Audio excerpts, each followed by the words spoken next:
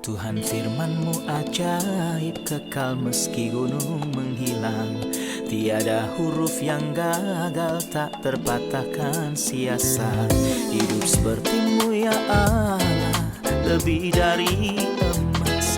Aku bersaksi kitab-Mu, kitab yang suci. Mendengarkan firman-Mu, hibur hati yang luka. Terangilah langkahku kemanapun ku pergi. Biarkanlah firman-Mu berkuasa atasku. Ubahkanku, bebaskanku, ku mau menyenangkan-Mu. Salam jumpa pemirsa terkasih, saya menyambut Anda sekalian dimanapun Anda berada. Dalam episode yang terbaru, program studi harian kita Semua Kitab Suci.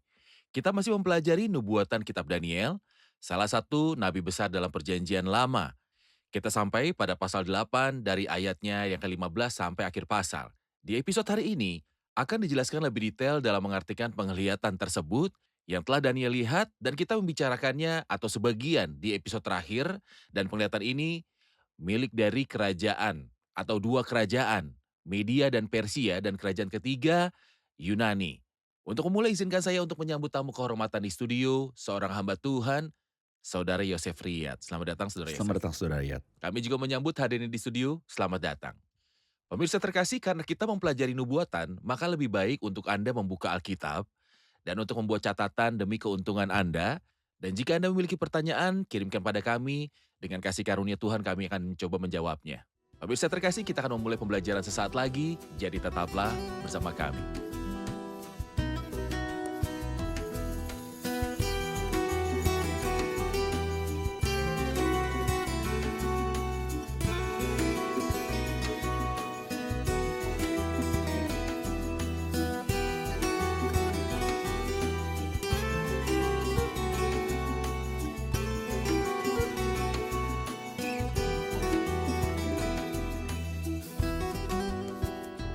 Apalagi Saudara Yosef, Selamat datang Saudara Riyad.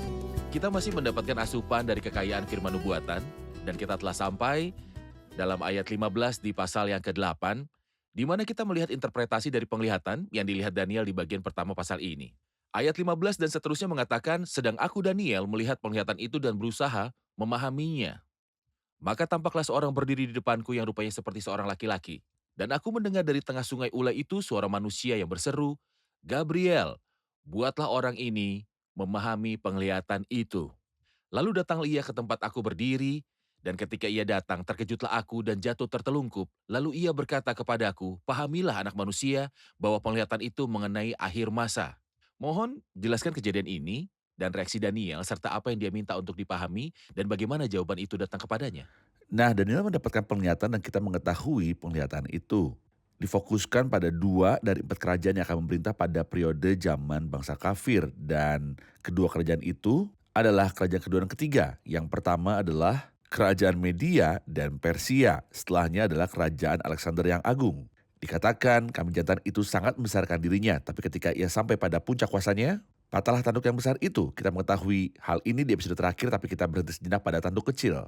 Lalu kita tahu bahwa tanduk kecil dalam sejarah itu adalah Antiochus Epiphanes. Apa yang dia lakukan? Dikatakan ia menjadi besar bahkan sampai kepada bantaran langit, dan dari bantaran langit dari bintang-bintang dijatuhkannya ke beberapa bumi dan diinjak-injaknya. Yang permalukan pemimpin Israel pada masa lalu, dan hal yang terjadi dan diinjak-injaknya. Bahkan terhadap panglima bantara pun ia membesarkan dirinya, dan daripadanya diambilnya korban persembahan sehari-hari. Dan faktanya itulah yang sangat dipedulikan oleh Daniel. Bahwa korban bakaran itu telah diambil. Daniel seperti halnya orang saleh manapun pada masanya bertanya-tanya bahwa setelah orang-orang kembali dari pengasingan di Babilonia dan setelah Cyrus dari Persia akan membuat keputusan untuk membangun Bait Allah, dan setelah ibadah dimulai, seseorang akan datang dan memberikan persembahan bakaran yang biasa. Tentu saja ini menyedihkan. Maka itu kemudian aku dengar seorang kudus berbicara, dan seorang kudus lain berkata kepada yang berbicara, saya berapa lama berlaku penglihatan ini, yakni korban sehari-hari dan kefasikan yang membinasakan. Setiap orang saleh akan sangat sedih ketika mendengar bahwa korban bakaran sehari-hari akan berhenti, dan kekejian yang membinasakan akan terjadi di Bait Allah. Hal yang terjadi dalam sejarah seperti yang kita katakan sebelumnya pada masa Antiochus Epiphanes. Dan itu akan terulang lagi di masa depan seperti yang kita akan lihat di kitab Daniel pasal 9 ketika binatang buas dan nabi palsu itu akan mengakhiri korban sembelihan dan korban persembahan sehari-hari. Lalu hal ini terjadi di masa lalu dan akan terjadi lagi di masa depan. Hal inilah yang membuat Daniel sedih dan bingung seperti yang akan kita lihat di ayat selanjutnya. Dia tidak bisa Dia ingin mengerti mengerti. secara pasti.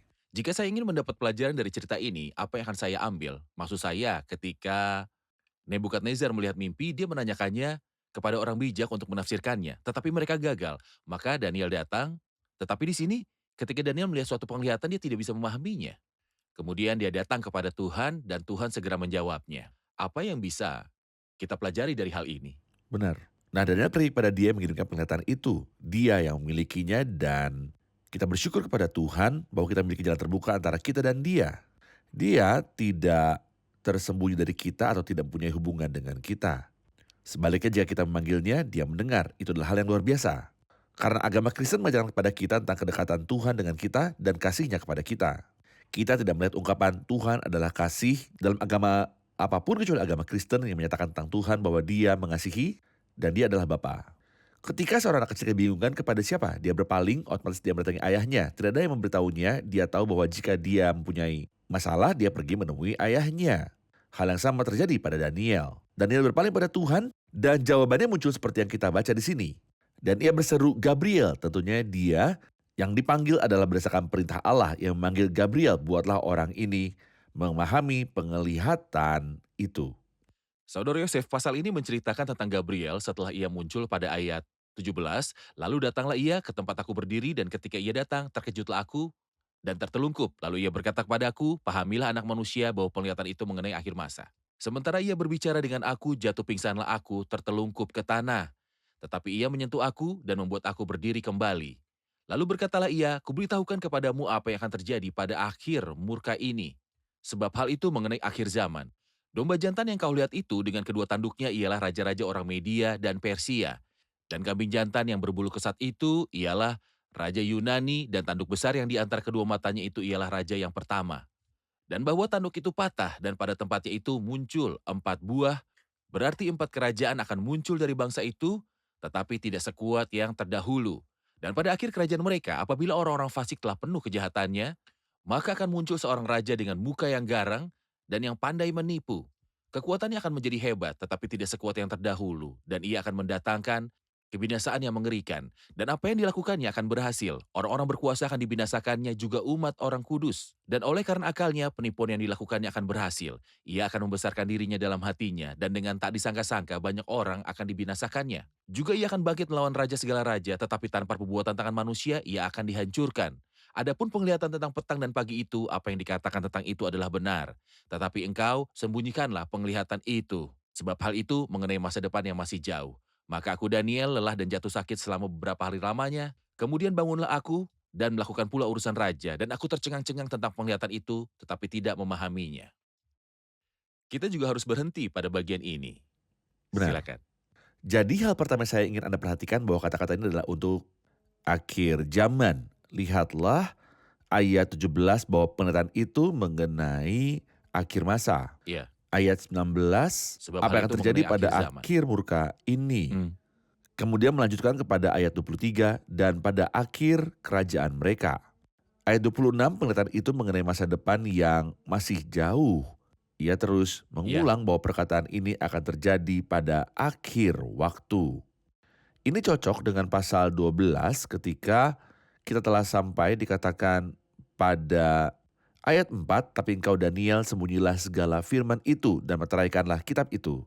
Sampai kepada akhir zaman, banyak orang akan menyelidikinya dan pengetahuan akan akan bertambah. bertambah. Daniel tidak mengerti karena masih terlalu dini sampai kata-kata ini digenapi. Inspirasi belum selesai pada masanya, belum ada Matius 24, 25, kitab Wahyu belum ditulis, dan banyak bagian inspirasi lainnya yang tidak ada. Hari ini kita hidup di akhir zaman dan semua yang sudah tertulis memang tertulis menjadi penglihatan bagi kita yang hidup pada waktu di mana zaman akhir telah tiba. Jadi Daniel di sini, walaupun dia adalah nabi yang menerima wahyu-wahyu ini, ia tidak mengerti.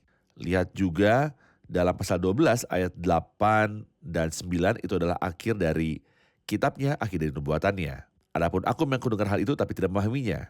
Lalu kutanya, Tuanku apakah akhir segala hal ini? Tetapi ia menjawab, "Pergilah Daniel, sebab firman ini akan tinggal tersembunyi dan termeterai sampai akhir zaman."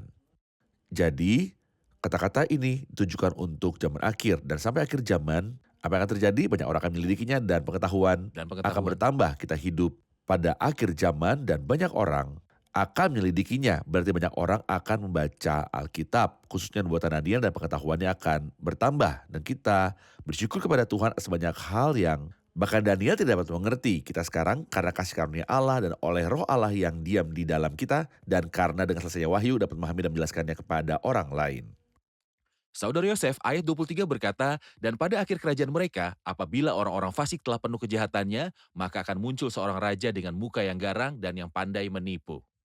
Pembicaraan di sini adalah tentang seorang raja yang berwajah garang. Tentang siapakah ini?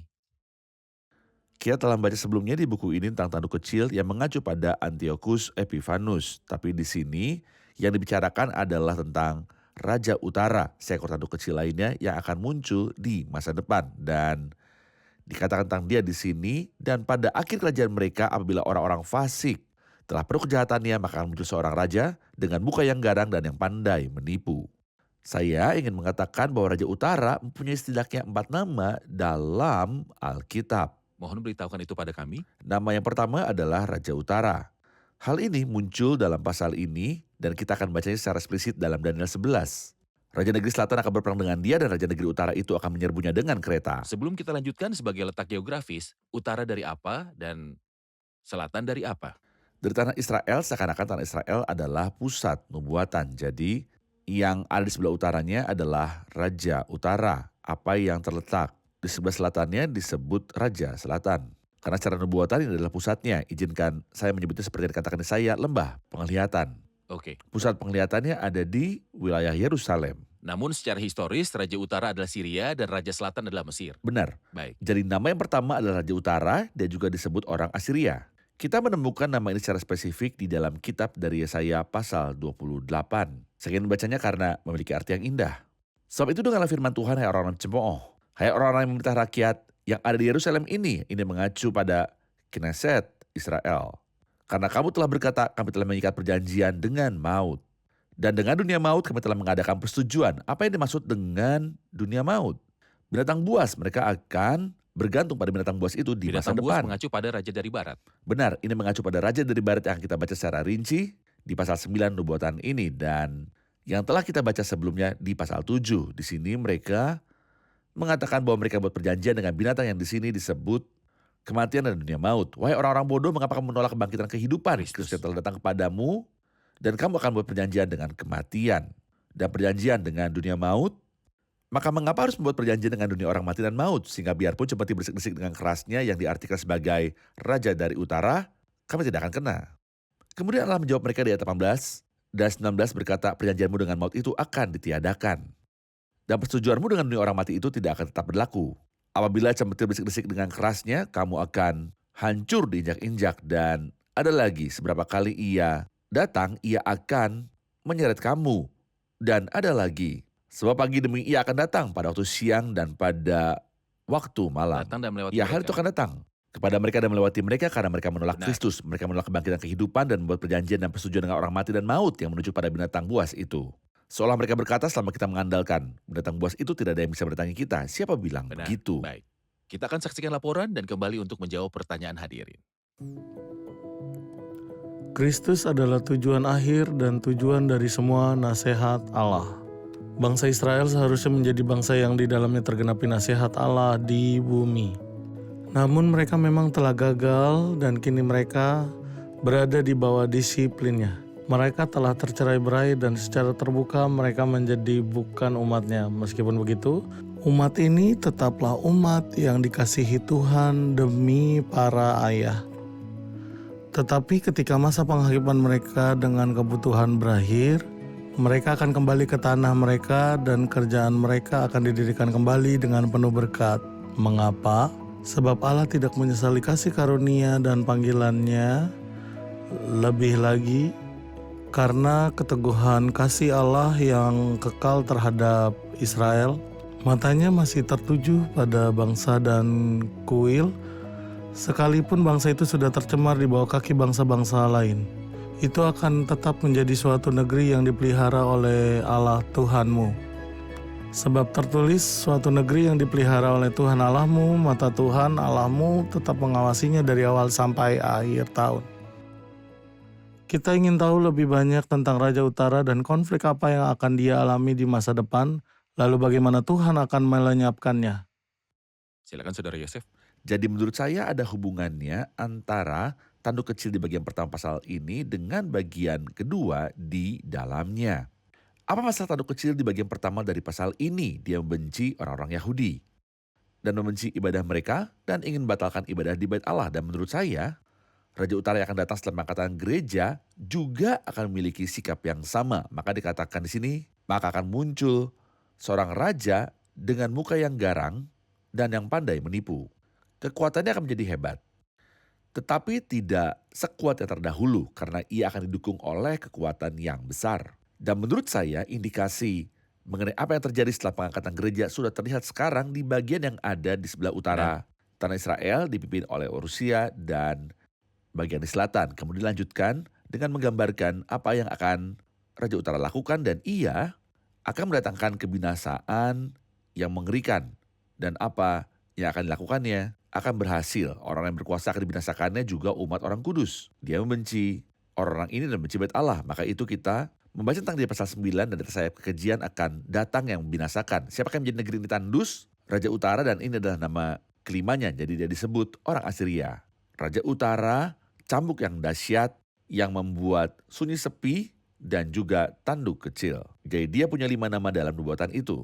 Dan sangatlah baik untuk mengetahui hal tersebut sehingga ketika kita mempelajari nubuatan tersebut kita akan tahu apa yang dimaksud dengan cambuk dahsyat yang merupakan Raja Utara. Siapa Asyur, siapa tanduk kecil dan seterusnya. Anda sebutkan bahwa dia akan memiliki sikap bermusuhan terhadap orang-orang dan Ya, ibadah. benar. Namun kita juga ingin menegaskan hal itu setelah pengangkatan gereja dan pembangunan bait dan pendirian kembali peribadatan. Penyembahan ini akan ditolak oleh Tuhan. Benar. Sebab umat akan hidup dalam ketidakpercayaan meskipun mereka membangun kembali bait suci. Jadi Tuhan tidak akan menyetujui apa yang mereka lakukan atau persembahan bait suci saat itu. Mereka tidak akan terima sampai mereka berkata, diberkatilah dia yang datang dalam nama Tuhan. Kami memberkati kamu dari dalam rumah Tuhan dan semua suku di bumi akan berduka cita atas dia dan pertobatan yang sungguh-sungguh. Mengetahui bahwa dia yang mereka salibkan 2000 tahun yang lalu adalah Mesias dan mengakui bahwa mereka dan nenek moyang mereka salah. Jadi kita tahu siapa dia, Raja Utara, dan sikap permusuhannya terhadap rakyat sehingga dia akan terlibat konflik bersama mereka dan akan menginjak-injak mereka sebagai bencana yang dahsyat. Namun bagaimana Tuhan akan melenyapkannya? Di sini di ayat ini dikatakan di ayat 25, dan oleh karena akalnya penipuan yang dilakukannya akan berhasil. Ia akan membesarkan dirinya dalam hatinya dan dengan tidak disangka-sangka banyak orang akan dibinasakannya. Persis seperti yang dilakukan Antiochus Epiphanes dan yang kita bicarakan juga ia akan bangkit melawan raja segala raja. Siapakah pangeran para pangeran? Kristus. Dia akan bangkit melawan Kristus. Tetapi tanpa perbuatan tangan manusia, ia akan dihancurkan. Artinya dia akan hancur tanpa campur tangan manusia. Artinya dia tidak akan bisa ditaklukkan atau dikalahkan oleh suatu negara, namun penilaiannya akan bersifat ilahi. Ketika kita baca Yesaya 31, hal itu memberitahu kita tentang Asyur dan Raja. Raja mengacu pada binatang buas itu, pada nabi palsu atau binatang buas yang muncul dari dalam bumi. Istilah ini mengacu pada pemimpin Israel pada saat itu yang akan duduk di Bait Allah dan mengatakan bahwa dia adalah Tuhan dan akan membutuhkan penyembahan. Dia akan dilemparkan hidup-hidup ke dalam lautan api dan juga orang Assyria itu akan dilempar hidup-hidup ke dalam lautan api. Inilah arti dari tetapi tanpa perbuatan tangan manusia ia akan dihancurkan. Maka dia tidak dipatahkan oleh tangan manusia dan yang akan mematahkannya adalah batu itu. Dan Yang adalah Tuhan. itu tidak dipotong oleh tangan manusia apapun yang ada di Daniel 2 ketika dia datang Ya. untuk mendirikan kerajaannya.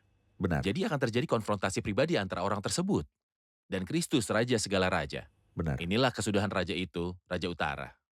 Tetapi tanpa perbuatan tangan manusia ia akan dihancurkan. Adapun penglihatan tentang petang dan pagi itu, apa yang dikatakan tentang itu adalah benar. Kata-kata yang tertulis dalam Alkitab adalah benar. Benar, Nubuat itu benar. benar. Apa yang dipenuhi darinya adalah benar dan apa yang akan dipenuhi adalah benar. Mohon jelaskan ciri-ciri Alkitab, Saudara Yosef. Misalnya ketika kita membaca pasal 10 ayat terakhir, namun demikian aku akan beritahukan kepadamu apa yang tercantum dalam kitab kebenaran. Maka ini adalah kitab kebenaran.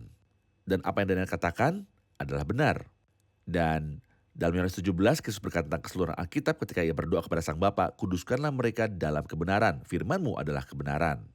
Kita bersyukur kepada Tuhan bahwa kita tidak mendapatkan kebohongan, kepalsuan, atau mitos-mitos yang dirancang dengan cerdik, namun kita mempunyai firman Tuhan yang benar. Jadi kita dapat membangun kehidupan kita di atasnya dengan aman, karena dengan cara ini kita membangun kehidupan kita di atas batu karang. Firman-Mu adalah kebenaran. Benar. Kita akan menerima pertanyaan dari hadirin. Saya punya pertanyaan tentang ayat 27 di bagian akhir dan aku tercengang-cengang tentang penglihatan itu tetapi tidak memahaminya. Mengapa Daniel tidak memahami ini? Meskipun Gabriel datang untuk memberi pengertian, pada akhirnya dia tetap tidak mengerti. Apa yang Anda lihat dalam ayat ini, Saudara Yosef? Jadi ada perbedaan antara perjanjian lama yang pengetahuannya terbatas dan roh Allah tidak diam di dalam mereka.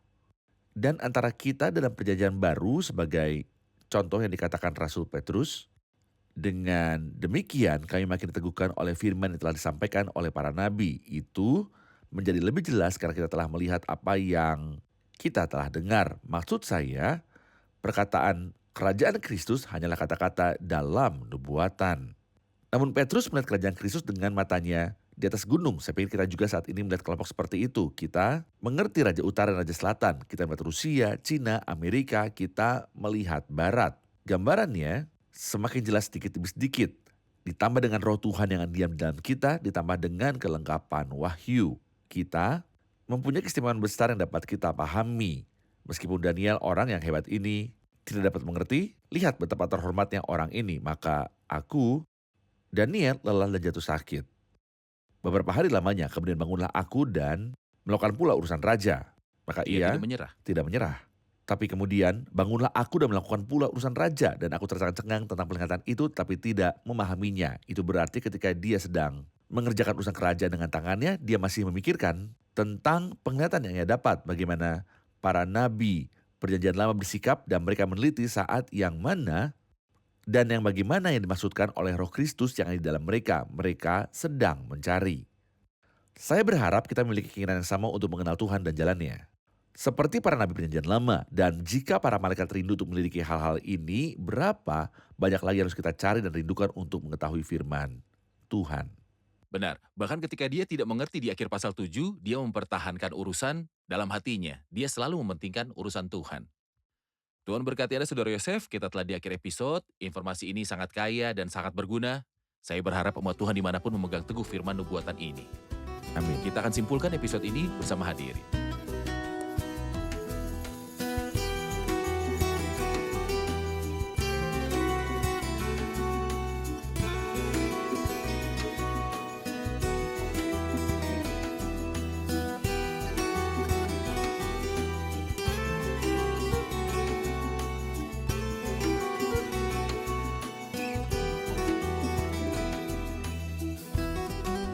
Halo semua.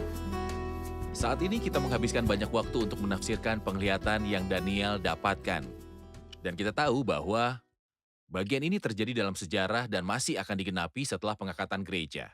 Apa saja petunjuk dalam ayat tersebut yang mengatakan bahwa ayat tersebut mempunyai penggenapan di masa depan?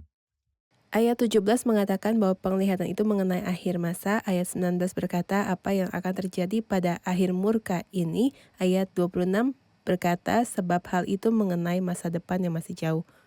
Oke, Saudara Yosef? Benar, Baik. benar. Kita mendengar penjelasan tentang tanduk kecil itu. Siapakah tokoh sejarah yang dimaksud sebelum kedatangan Kristus? Dan kepada siapa kata ini merujuk pada masa depan setelah pengangkatan gereja? Dan apakah ada nama lain yang ada di dalam Alkitab? Secara historis dia adalah Antiochus Epiphanes. Secara nubuatan, Raja Utara yang akan datang dari utara, tanah Israel. Dia memiliki 5 nama dalam Alkitab: Raja Utara, Asyur, cambuk yang dahsyat, tanduk kecil, dan yang membuat sunyi sepi. Oke, Saudara Yosef? Baik. Benar, benar. Saya punya pertanyaan penting yang menyoroti fakta penglihatan verbal Alkitab yang paripurna. Ayat 25 mengatakan tentang kehancuran dari tanduk ini. Juga ia akan bangkit melawan raja segala raja, tetapi tanpa perbuatan tangan manusia ia akan dihancurkan. Apakah yang Anda lihat dalam menghilangkan tanduk itu? Tidak ada bangsa yang mampu melenyapkannya, hanya Tuhan yang mampu. Tuhan yang digambarkan sebagai, tetapi tanpa perbuatan tangan manusia ia akan dihancurkan, itu akan menimpanya dan menghancurkannya. Benar, jadi dia akan dipatahkan tanpa tangan manusia, artinya tanpa campur tangan manusia. Tetapi Kristus sendiri, batu yang tidak terungkit oleh tangan manusia, akan menjadi gunung yang besar dan akan mengalahkan tanduk ini. Benar, Saudara Yosef? benar. Baik. Terima kasih semua, Tuhan berkati. Terima Tuhan kasih Saudara berkati. Yosef. Pemirsa terkasih, seperti yang kita pelajari di episode hari ini, bahwa ada konflik di bumi, di mana seseorang mungkin menang dan mungkin menjadi hebat dalam banyak hal, atau mencoba untuk menghadapi Kristus sendiri atau memusuhi dia. Tanduk kecil ini memang demikian, dia memusuhi Kristus. Dan di masa depan, tanduk kecil ini merujuk pada Raja Utara yang akan memusuhi umat Allah dan bahkan akan bangkit melawan pribadi dari Kristus. Namun kemenangan pada akhirnya akan menjadi milik Kristus sebagai hakim dan sebagai raja. Dialah satu-satunya yang akan menghancurkan Raja Utara. Ada tertulis tentang Raja Utara, tetapi tanpa perbuatan tangan manusia, ia akan dihancurkan. Tak satupun bangsa akan mampu melakukan apapun terhadapnya. Hanya satu yang mampu. Siapa yang dimaksud? Itu adalah Kristus, Sang Raja. Batu besar yang tidak dipotong oleh tangan manusia. Dia datang pertama kali tanpa campur tangan manusia. Dia dilahirkan dari perawan, dibangkitkan dari kematian, dan sekarang dia berada dalam kemuliaan tertinggi. Dan sebentar lagi, batu ini akan datang dan mengalahkan raja-raja, serta mendirikan kerajaan abadinya, kerajaan 1000 tahun yang bahagia. Kita tunduk dan hormat pada Alkitab dan kata-katanya, juga nubuatannya dan Tuhannya Alkitab. Dan saya harap Anda berbagi rasa hormat dan penghargaan ini dengan saya. Sampai jumpa di episode selanjutnya, kiranya Tuhan besertamu.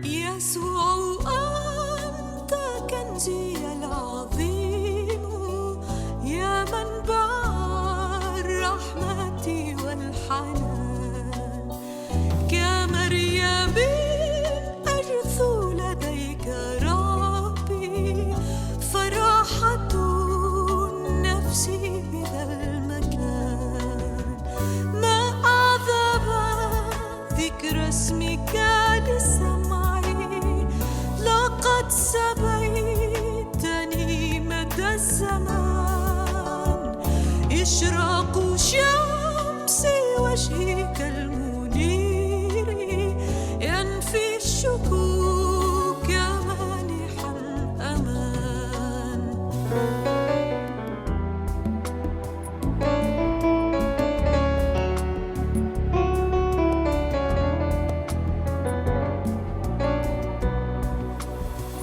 جراحك يا سيدي حماية كلامك ينير لي الطريق وروحك يا سيدي نصيري يعينني في وجه كل ضيق ألهب بنار روحك حياتي وليحصر عني حبك الرقيق حتى أقود الآخرين نحو سلامك العجيب والعميق